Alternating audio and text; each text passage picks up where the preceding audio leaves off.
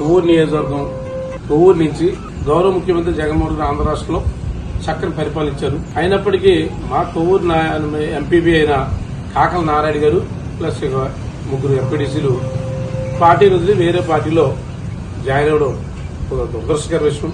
ఎందుకంటే వాళ్ళ ఆంధ్ర రాష్ట్రంలో చక్కని పరిపాలన చేస్తున్న జగన్మోహన్ గారు ఆయనకి మంచి హోదా, ఒక ఎంపీపీ హోదా కూడా ముఖ్యమంత్రి గారు ఇవ్వడం జరిగింది. అయినప్పటికీ ఆయన పార్టీని ఎందుకు మారారు ఎవరికి అర్థం కాని పరిస్థితి.